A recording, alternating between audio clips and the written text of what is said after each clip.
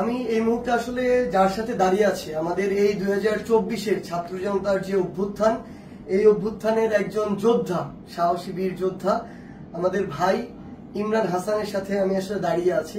আসলে এই অভ্যুত্থান যে কিভাবে অর্জিত হয়েছে আমরা খুব মন ভোলা মানুষ, আমরা খুব দ্রুত ভুলে যাই। আসলে আমার এই ছোট্ট ভাই ইমরান হাসান, হয়তো তার বয়স আসলে এখনো 10-এর ঘরে হবে অ্যারাউন্ড, সেই জায়গা থেকে 5ই অগাস্ট যখন খুনি শেখ হাসিনা এই দেশ ছেড়ে পালিয়েছিল 12টা 1টার দিকেই, এই আমার ভাই ইমরান হাসানকে সাভারের বাইপাইলে 3:30 থেকে 4টার দিকে তার মাথায় গুলি করা হয়।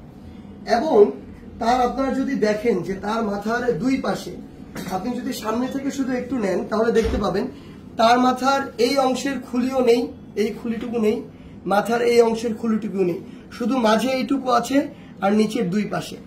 এই দুই পাশের খুলিটুকু খুলে আপাতত মেডিকেল কলেজে রেখে দেওয়া হয়েছে। তার মাথার যদি আপনারা দেখেন এই যে ক্ষতর চিহ্ন, এই ক্ষতর চিহ্নটি যদি আপনি দেখেন মাথার এক পাশ থেকে শুরু করে অপর পাশ পর্যন্ত। এবং আমার এই ভাই, আমার যোদ্ধা ভাই ইমরান, তার মাথার দুই পাশের খুলির অংশটুকু এখন আর নেই, এটি রয়েছে হসপিটালে। এবং আমার এই যোদ্ধা ভাই আজকে এসেছে জুলাই শহীদ স্মৃতি ফাউন্ডেশনে। এবং সবচেয়ে বড় কথা হচ্ছে আমার এই 10 বছরের ইমরানের মতো ভাইরা আমার যখন এখন পর্যন্ত গুলির আঘাতে তাদের মাথার খুলি হারিয়ে এখন ওই মাথার খুলির অংশ ছাড়া বা ওই খুলিটি হসপিটালে রেখে শুধুমাত্র এভাবে হাঁটতে হয়, যখন আপনি তার চামড়ায় স্পর্শ করবেন আপনার হাতে তার মগজের নরম স্পর্শ লাগবে।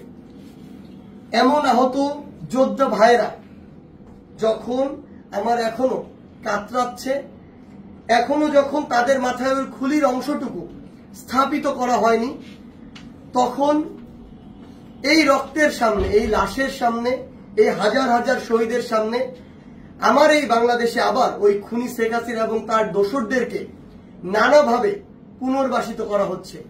রাজনৈতিকভাবে নানাভাবে তাদের মধ্যে একাত্মতা ঘোষণা হচ্ছে। আমি শুধু আপনাদেরকে একটি জিনিসই বলতে চাই, আপনাদের মধ্যে যদি ন্যূনতম বিবেকবোধ থাকে তাহলে আমার ভাই ইমরানের এই চেহারাটা চোখের সামনে রেখে আজকের পর থেকে ওই খুনিদের সাথে আপনারা কখনো হাত মেলাতে যাবেন না।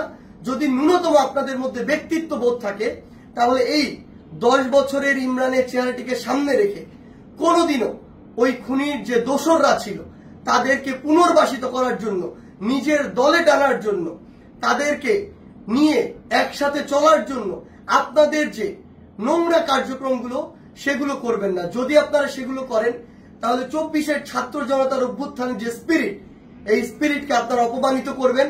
আর এই বাংলাদেশে কেউ কোনোদিন কোন ফ্যাসিস্টের বিপক্ষে দাঁড়ানোর যে সাহস সেটি আর কোনোদিন করবে না। ধন্যবাদ।